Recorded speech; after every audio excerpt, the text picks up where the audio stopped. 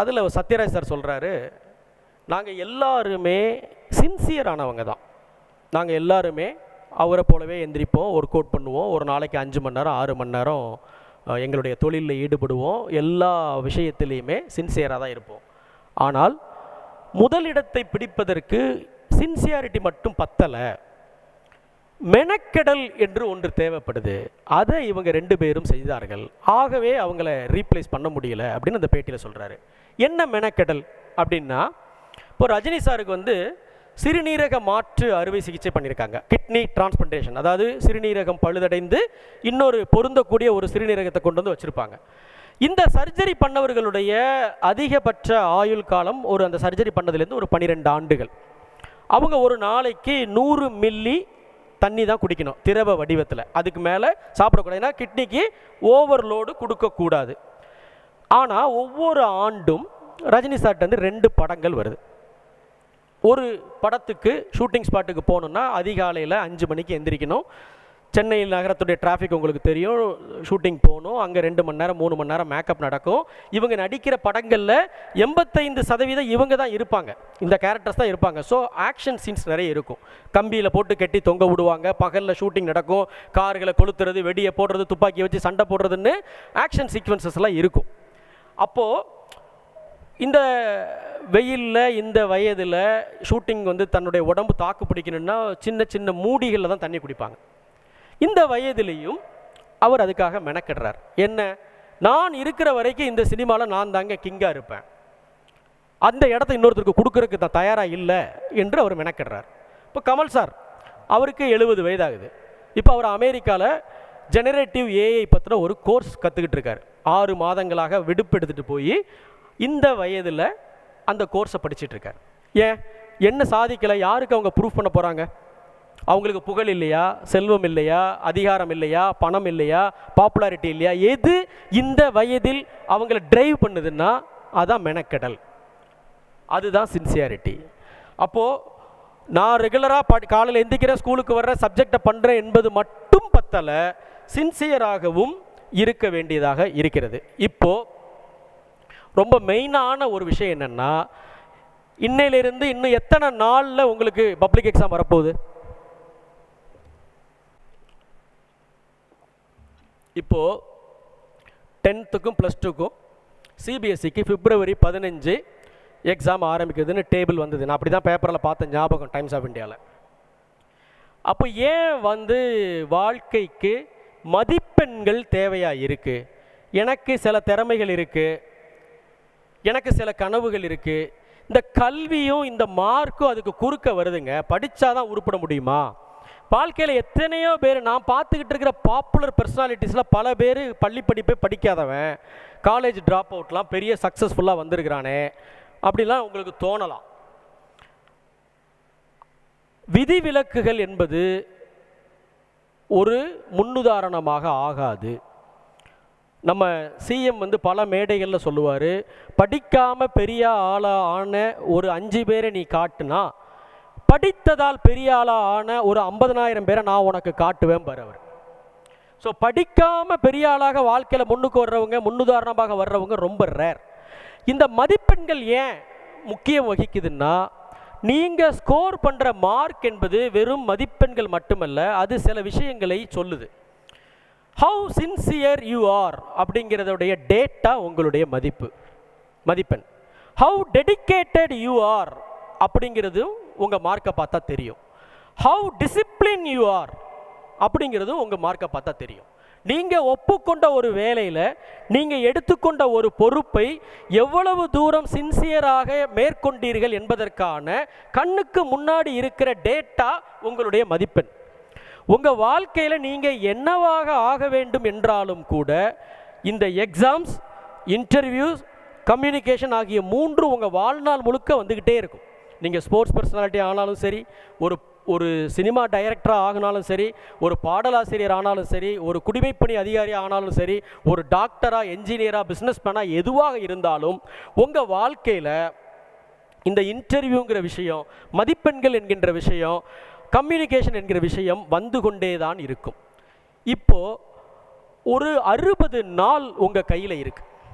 ஒரு 60 days challenge கிட்டத்தட்ட இல்லையா? பிப்ரவரி 15 பரீட்சை ஆரம்பிக்கிறது என்றால் இந்த டிசம்பரில் இருந்து குறைந்தபட்சம் ஒரு 60 நாள், ஒரு நாளைக்கு 10 மணி நேரம் நீங்கள் கல்விக்காக ஒதுக்குறீங்க என்று எடுத்துக்கொண்டால் கூட 600 மணி நேரங்கள் உங்ககிட்ட இருக்குது.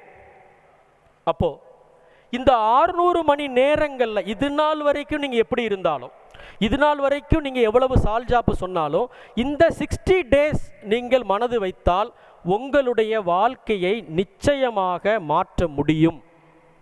மாற்றுவதற்கான வழிகள் இருக்குது. அதற்கு ஒரே வழி, ஏற்கனவே நான் சொன்ன மாதிரி நீங்கள் செய்கிற ஒவ்வொரு விஷயத்தையும் எக்ஸலன்ஸாக செய்யுங்க. நம்பர் 1. நம்பர் 2, பிலீவ் ப்ராசஸை நம்புங்க. உங்களுடைய லட்சியம் என்னவோ, உங்களுடைய மதிப்பெண் எவ்வளவு எடுக்கணும்னு நீங்கள் நினைக்கிறீங்களோ அதற்காக ஒரு செயல் திட்டத்தை உருவாக்குங்க. இங்கிலீஷில் சொல்கிறதாக இருந்தால் ஒரு ஸ்ட்ராட்டஜியை உருவாக்குங்க. இந்த மார்க்கை நான் எடுக்கிறதுக்கு எனக்கான ஸ்ட்ராட்டஜி இது. அதை உருவாக்க முடியலன்னா உங்களை ரொம்ப இன்ஸ்பயர் பண்ணக்கூடிய ஆள் உங்களை சுற்றி யார் இருக்காங்களோ, உங்கள் ஆசிரியர் அல்லது பெற்றோர், சாதித்து காட்டிய அண்ணன்கள், நீங்கள் மதிக்கக்கூடிய ஒருத்தரோட பழகி முதல்ல இமீடியட்டாக ஒரு ஸ்ட்ராட்டஜி செயல் திட்டத்தை உருவாக்குங்க. அந்த செயல் திட்டத்தை சின்ன சின்ன ஆக்ஷன் பிளானாக மாற்றணும். இதெல்லாம் டெலிவரபிள்ஸ். அந்த பிளானுக்கு மேலே கடுமையான உழைப்பை செலுத்துங்க. ஒரு பிளான் பண்ணி ஸ்ட்ராட்டஜி பண்ணிவிட்டு எஃபோர்ட் எடுக்காமல் இருந்தால் ரிசல்ட் வராது.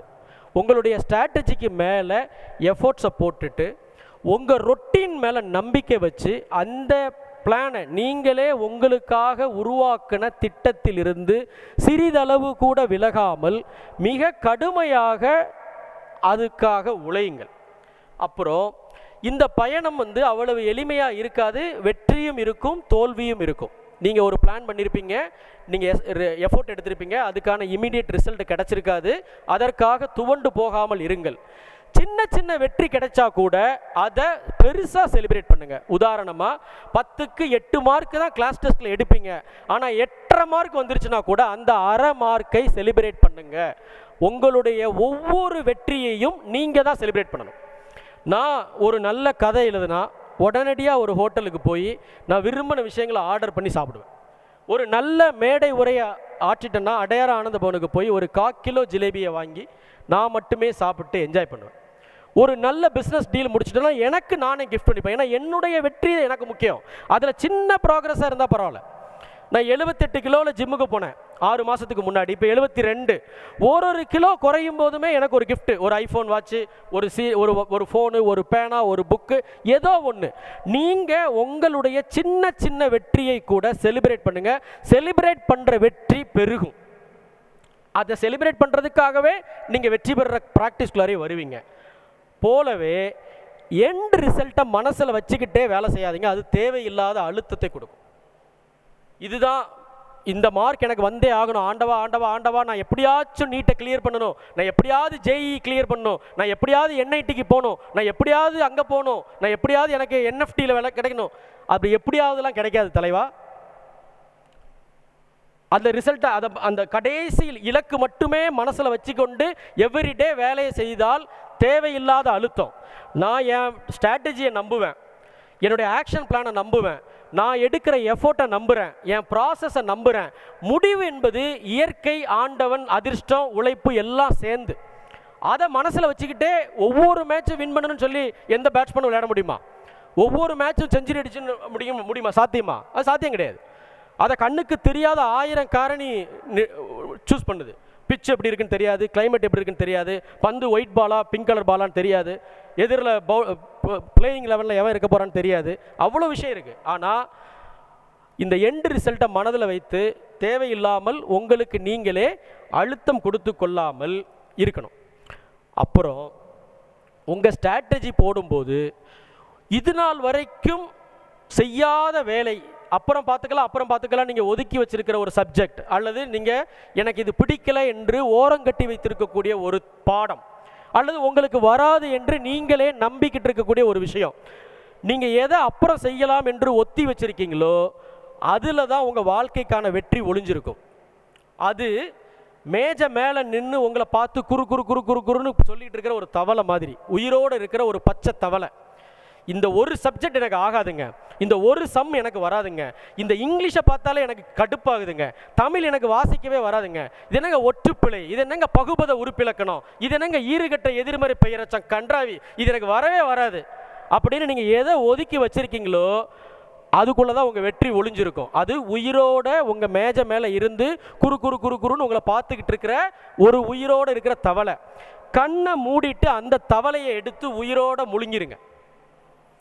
ஈட் தட் ஃப்ராக் ஃபர்ஸ்ட் அப்படிங்கிறது ரொம்ப புகழ்மிக்க ஒரு வரி, பைரனுடைய ஒரு வரி, ஒரு புத்தகம் எழுதப்பட்டிருக்கு. ஏன்னா ஒரு நாள் எந்திரிச்சு ரொம்ப நாளாக உங்களை பார்த்து குறு குறுன்னு சொல்லிட்டு இருக்கிற இந்த தவளையை நீங்கள் முழுங்கிட்டீங்கன்னா அதுக்கப்புறம் உங்கள் வாழ்க்கையில் கஷ்டமான வேறு விஷயமே வராது. அதுக்கப்புறம் எல்லாமே ஈட்டபிளான, அதுக்கப்புறம் எல்லாமே சுலபமான விஷயமாக தான் இருக்கும். அப்போ நீங்கள் ரொம்ப நாளாக ஒத்தி வச்சிருக்கிற உங்கள் மனசுக்கு பிடிக்காத ஒரு சேலஞ்சை எடுத்து கிராக் பண்ணுங்கள். அந்த சப்ஜெக்டை லவ் பண்ணுறதை தவிர உங்களுக்கு வேறு வழி இல்லை. அதோட நேரம் அதிகமாக ஸ்பெண்ட் பண்ணி நான் ஒரு சிங்கம், என்கிட்ட நீ சவால் விட முடியாது என்று அந்த ஒரு விஷயத்தின் மேலே அதிகமான நேரத்தை செலவு பண்ணி அதை கிராக் பண்ணுங்கள். அப்புறம் இது ஒன்று தான் உங்களுடைய 15 ஆண்டு கால கடின உழைப்புக்கு மீனிங் சேர்க்க போகுது. ப்ரீகேஜி, எல்கேஜி, யூகேஜி 12 வருஷம் 15 வருஷம் கல்வி அப்படிங்கிற பள்ளிக்கூடம் அப்படிங்கிற கூரைக்கு கீழே உட்கார்ந்து அந்த உழைப்பை உழைத்துட்டு இந்த லாஸ்ட்டு 60 நாளில் ஃபினிஷிங்கில் அந்த கோலை கொண்டு போய் பந்தை சேர்க்கக்கூடிய இடத்துல நீங்கள் கோட்டை விடாமல் இப்போ தான் நீங்கள் உங்களுடைய ராக்கெட்டுடைய எல்லா பிஸ்டனையும் கொளுத்த வேணும். நீங்கள் உச்சகட்டமாக ஓடி அச்சீவ் பண்ண வேண்டிய காலம் இது. இந்த நேரத்தில் கோட்டை விட்டுறக்கூடாது. இது நாள் வரைக்கும் நீங்கள் எப்படி இருந்தாலும், இது நாள் வரைக்கும் நீங்கள் எதையும் செய்யாமல் இருந்தாலும் கூட இந்த 60 நாட்களில் ஒரு ஸ்ட்ராட்டஜியை உருவாக்கி உங்கள் ரொட்டீனில் ஸ்டிக் பண்ணிங்கன்னா நீங்கள் கோல் அடிச்சிட முடியும். இப்போ இதுவரைக்கும் பேசுனதை சுருக்கி சம்மாக இந்த சபையில் திருப்பி சொல்கிறதாக இருந்தால், உங்களுக்கு அருளப்பட்ட விஷயங்களுக்காக நன்றியோடு இருங்கள், குறை சொல்லிட்டு இருக்காதீங்க. என் கிளாஸு சரியில்லை, டீச்சர் சரியில்லை, சப்ஜெக்ட் சரியில்லை, எங்கள் அப்பா சரியில்லை, எனக்கு அது சரியில்லைன்னு குறை சொல்லாமல் இருங்க. நம்பர் 1. பயப்படாமல் இருங்க, விழிப்போட இருங்க. நம்பர் 2, எதை பார்த்தும் அச்சப்படாதீங்க. அச்சத்தை போல ஒரு கனவை திங்கக்கூடிய இன்னொரு விஷயம் கிடையாது. அச்சப்படாமல் இருங்க. இது நம்பர் 2. நம்பர் 3, எதை செய்தாலும் எக்ஸலன்ஸோடு செய்யுங்க. என்னை போல செய்கிறதுக்கு இன்னொரு ஆள் இல்லை என்கின்ற நிமிர்வோட அதை செய்யுங்க. நம்பர் 4, உங்கள் ப்ராசஸை நம்புங்க, அதை பிலீவ் பண்ணுங்க, அதுக்காக உழைப்பை செலுத்துங்க. நம்பர் 6, உங்களுடைய இறுதி இலக்கை மட்டும் மனதில் வைத்துக்கொண்டே வேலை செய்யாதீங்க, அது தேவையில்லாத அழுத்தத்தை கொடுக்கும். அடுத்தது, உங்களுடைய ஒவ்வொரு அன்றாட வெற்றியையும் எவ்வளவு சின்ன வெற்றியாக இருந்தாலும் அதை கொண்டாட தவறாதீர்கள். இதுதான் இந்த சபையின் முன்பு, இந்த தலைமுறையின் முன்பு ஒரு எழுத்தாளனாக, பேச்சாளனாக, தொழிலதிபராக நான் சொல்ல விரும்பக்கூடிய விஷயங்கள். நீங்கள் விரும்பினாலும் விரும்பாட்டாலும் உங்கள் வாழ்க்கை மாறும். ஏன்னா இங்கே ஆசிரியர்களாக இருக்கக்கூடியவங்கெல்லாம் அவங்க படிக்கிற காலத்தில் நீ என்னவா ஆக போகிற என்று டீச்சர் கேட்டபோது நான் டீச்சர் ஆவேன்னு அவங்க சொல்லியிருப்பாங்க. நான் டாக்டர் ஆவேன், என்ஜினியர் ஆவேன், ஆர்மிக்கு போவேன், நேவிக்கு போவேன், ஸ்போர்ட்ஸ் பர்சன் ஆவேன், என்னென்னமோ சொல்லியிருப்பாங்க. ஆனால் வாழ்க்கை அவங்களை இன்றைக்கி இந்த இடத்துல கொண்டு வந்து விட்டுருக்கு. அதே போல் நீங்கள் விரும்பலைனாலும் விரும்பாட்டாலும் உங்கள் வாழ்க்கை எங்கேயாவது போகும். ஆனால் அது நீ விரும்பின பாதைக்கு போக வேண்டும் என்றால் நீ இந்த விஷயங்களை கடைபிடிக்க வேண்டியிருக்கு. உன்னுடைய கனவு பெரிதாக இருக்கும் என்றால் உன்னுடைய உழைப்பு அந்த கனவை விட பெருசாக இருக்கணும். இப்போ உங்கள் ஒவ்வொருத்தருக்கும் ஒவ்வொரு ஹீரோ இருப்பாங்க. சில பேருக்கு ஜெய்ஸ்வால் ஹீரோவாக இருப்பான், சில பேருக்கு சூரியகுமார் யாதவ் ஹீரோவாக இருப்பாங்க, சில பேருக்கு பிடிஎஸ் ஹீரோவாக இருப்பாங்க, சிலருக்கு சிவகார்த்திகேயன் ஹீரோவாக இருப்பாங்க. அப்படி ஒவ்வொருத்தருக்கும் உங்களுடைய செல்ஃபோனில் ஸ்க்ரீன் சேவரா, உங்கள் லேப்டாப்பில் ஸ்க்ரீன் சேவரா, அல்லது உங்கள் பெட்ரூமில் யாரோ ஒருத்தர் படத்தை ஒட்டி வச்சுருக்கீங்கள்ல, அவர்கள் அந்த இடத்தை வந்து அடைவதற்காக செய்த விஷயங்களையும் செய்தால் நீயும் ஒரு கோட்டாயிருவ, நீயும் ஒரு கிரேட்டஸ்ட் ஆஃப் ஆல் டைம் ஆயிரும். உன் ஹீரோவை நீ எப்படி பின்தொடர்றியோ அது போலவே உன் ஹீரோ அப்படி ஹீரோவா ஆகிறதுக்கு என்ன செஞ்சான் என்பதையும் பின்தொடர். அப்படி தொடர்ந்தால் நீ ஒரு பேசு பொருளாக மாறுவாய். இந்த தருணத்தில் இந்த நெடிய உரைக்கு கவனமாக செவி கொடுத்த உங்ககிட்ட என்னுடைய வாழ்க்கையை மாற்றின கபீருடைய ஒரு கவிதையை சொல்லி இந்த உரையை முடிக்கலாம் என்று நான் நினைக்கிறேன். அந்த கவிதையை இப்படி ஆரம்பிக்குது. செய்யும் ஒன்றை முழுதாகச் செய், செய்யும் ஒன்றை முழுதாகச் செய், நீ எல்லாம் செய்தவன் ஆகிறாய். செய்யும் ஒன்றை முழுதாகச் செய், நீ எல்லாம் செய்தவன் ஆகிறாய். இருக்கும் எல்லாவற்றையும் செய்ய நினைத்தால், இருக்கும் எல்லாவற்றையும் செய்ய நினைத்தால் இருந்த ஒன்றையும் இழப்பாய். இருக்கும் எல்லாவற்றையும் செய்ய நினைத்தால் இருந்த ஒன்றையும் இழப்பாய். பூவும் காயும் கனியும் வேண்டுமென்றால், பூவும் காயும் கனியும் வேண்டுமென்றால் நீ நீரூற்ற வேண்டியது வேருக்கே. அதாவது நீ செய்ய உத்தேசிச்சிருக்கிற ஒரு காரியத்திற்காக உன்னுடைய முழு ஆற்றலையும் செலுத்தி அதற்காக உழைத்தால் உனக்கு எல்லாமே கிடைக்கும். இருக்கிற எல்லாத்தையுமே செய்வேன், ஃபஸ்ட்டு டே படம் பார்ப்பேன், பார்ட்டிக்கு போவேன், செலிப்ரேஷன் வேணும், டூர் வேணும், கேதரிங் வேணும், பப்ளிக் லைஃப் வேணும், 24 ஹவர்ஸில் 8 ஹவர்ஸ் வந்து ஸ்வைப் பண்ணுவேன், எனக்கு இன்டர்நெட் வேணும், ஓடிடி வேணும், நெட்ஃப்ளிக்ஸ் வேணும், எல்லாமே வேணும், இதுவும் வேணும் என்றால் நீ எல்லாத்தையுமே இழந்து விடுவாய்.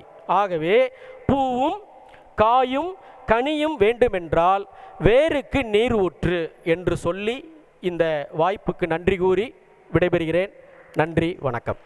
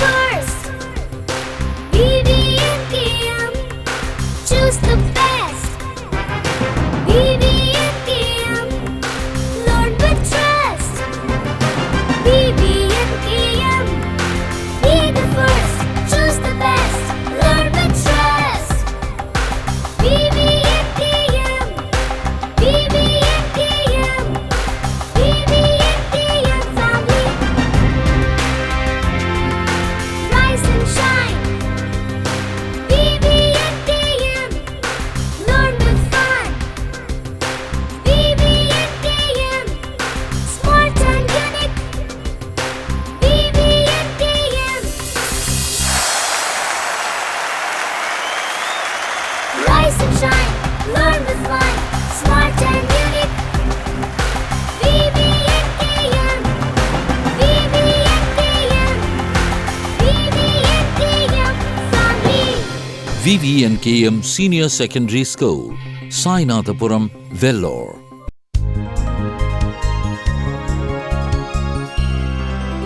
We will change the world.